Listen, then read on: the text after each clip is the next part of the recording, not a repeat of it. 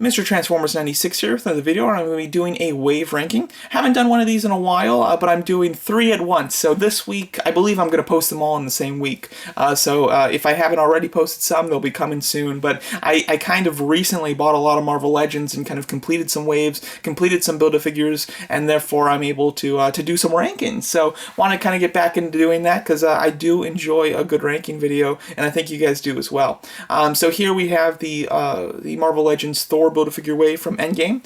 I don't have the entire wave, although I do have the Build-A-Figure completed because I did purchase the piece that I needed. However, I opted not to buy Heimdall. Heimdall was one that I didn't really need. I'm not a big fan of this of his look in Endgame or Infinity War or Ragnarok. I prefer, yeah, because he wasn't even in Endgame, but I prefer his look from like the original Thor movies. So I didn't need the figure, and he was, I had trouble getting him for a decent price. So I decided to buy his Build-A-Figure piece. I did notice last night though that they did have him for like $16 on Amazon. So had I known that was going to happen, I probably would have waited and just bought him, but I didn't, so what are you going to do? So I do have all the other figures in the wave, and therefore I can rank 5 out of the 6 of them. I will say that with the Build-A-Figures, I typically don't include them in the ranking unless they're on par with the figures in the wave, and this is a case where the Build-A-Figure is on par with the figures in this wave. It's a new sculpt just like almost everybody else in this wave, and it's a character who's about the same size as everyone else. There's actually a figure in the wave that's bigger than the Build-A-Figure, and therefore I will be including the Thor figure in the wave ranking, but I'm going to take into account that he is a Build-A-Figure. So yeah, so let's get started here with my least favorite to my favorite of the wave, and let's do it. In last place, we have Captain America. I definitely would consider this the run to the litter here. He is kind of mainly just a figure that was released back in 2012 for the original Avengers film, which, obviously makes sense. But it's the exact same figure, just with a new head sculpt and new paint, just kind of a different shade of the same colors. And don't get me wrong, the shading is a lot better. The first one was very bright. This one's a lot more natural, while still, keeping with the somewhat bright colors. The face sculpt's a lot better for sure.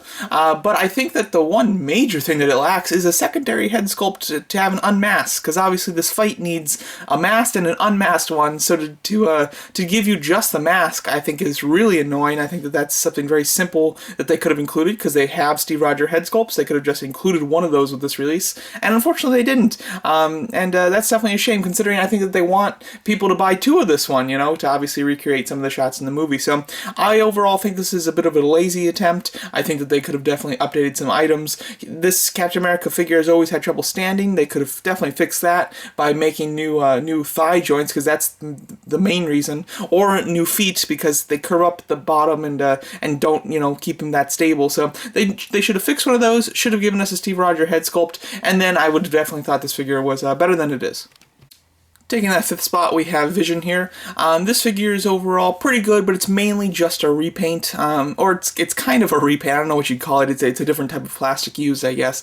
It's a translucent version of the Vision that came out in a 2-pack with Scarlet Witch for Civil War. That figure should have never came out in a 2-pack because it became very difficult to get. I have never seen it in person, retail, any specialty shop, nothing. I've never seen it in person. I don't own it. It's a hard one to get, and with a character that is so big in the MCU, it's ridiculous that it's so difficult to actually get. So I find that very disappointing. However, getting a version of him is great. However, wish that it wasn't translucent, but it's slightly translucent where it doesn't. He doesn't just look translucent. He fits in the collection. So overall, I'm happy about that. The figure itself, though, is good. Nothing absolutely mind-blowing, but it's a nice figure, and, not better than anybody else on this list other than Captain America, but certainly not bad. And next up, we have the Build-A-Figure being Thor, Bro Thor, the Thorbowski, whatever you want to call him. So this version of Thor, I think, is very fun, it's very cool, but it's certainly not the first version that we should be getting. We should be getting the end-of-the-film version of him. Had that been the one that they used as the Build-A-Figure, I would have definitely liked it a whole lot more. It would have been a lot bigger with the cape. He would have come with Mjolnir as well, maybe some lightning effects. You could do more with him and make him more Build-A-Figure quality. However, this one is not Build-A-Figure quality. it's a fine figure. If this was a regular figure in the wave, I'd really like it. But considering it's the Build-A-Figure, I find it a little lackluster, especially since a lot of these figures have so much more detail in their costume. It's a whole new sculpt, which is great, obviously, and it should be. However, there's not a ton of detail in it. I mean, the shirt's very plain, you know, there's not much texture or anything. This isn't a super intricate figure compared to some of the other figures on this list, nor is it even the biggest figure on this list. And being that it is the Build-A-Figure, it should be both of those. So that's why I'm a little disappointed with this guy as a Build-A-Figure. As a figure, though, he is still nice. I definitely like him, and he's based off a very comical moment in the film. And personally, this version of Thor, like the Endgame Thor, is my favorite Thor from any movie. So I definitely still enjoy it. However, it shouldn't be a Build-A-Figure. Alright, in the bronze spot, we have a character that has a bit of bronze on him. It's Iron Man here, the Mark 85. Overall, this is a really nice Iron Man figure. We've had a million, so, you know, at a certain point, it's hard to impress. But this one, I think, comes very close to doing that, and that's pretty impressive for literally having like a million Iron Man figures. But this one's quite nice. It's 100% a new sculpt. I think that this version of the suit really lends itself to an action figure form. It's very sleek, and therefore just really fits in with the style of the action figure, I think. It looks very nice. I really like the paint. It uses a really nice kind of metallic look, especially with the gold. A lot of times they get Iron Man's gold really bright. This is like a mellowed down gold, but it still has a sheen to it, which looks really nice. I'm pretty impressed with it. He also comes with quite a few accessories. There are more accessories that you could give him and that I would, you know, be interested in. Obviously, an interchangeable head with the Tony Stark face sculpt, interchangeable arm with like the actual the gems in the hand, or even just an interchangeable hand would have been fine too. That would have been cool. However, I think that maybe they'll do like a kind of end scene Iron Man eventually, and that would be pretty awesome. But overall, this is a nice figure. Came with quite a few accessories and definitely deserving a good spot on this list. In second place, we have Valkyrie. This is a great figure. First of all, the face sculpt, I think, is quite nice. You can definitely see, Tessa Thompson, I think is her name. You can definitely see her likeness there. The entire figure is new with a lot of detail in it. This is, you know, obviously the Thor figure is completely new. However, the detail is a little lacking. There's not a ton of texture. Here, which is great. Her cape looks very nice. This is a figure that should have difficulty standing. She has very small feet. They are like a heel type of feet, and then she's very top heavy with you know, the head with the huge braids and the cape and everything. This should be a figure, and it's not a cape that touches the floor either, so it's not like you can get a third kind of leg to stabilize her. It's very top heavy compared to the very tiny feet, and yet she has no problem standing up, which just annoys me even more about Captain America, who should be stable, and yet he has a lot of trouble standing up. But for her, she is very stable, and overall a really nice figure.